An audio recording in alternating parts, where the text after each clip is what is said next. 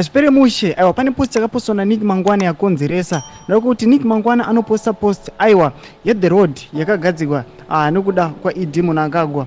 Takuona kuti vanhu vakuya chikomenda noti encourage kuti vanhu celebrate ED Mnangagwa nekuda kwemaintain road kwaangaita.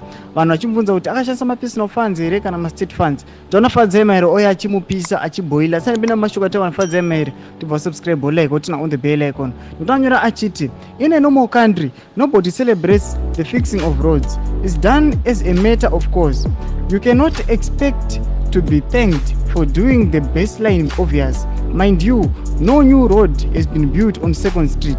We have just patched up what the colonialists left us using our money.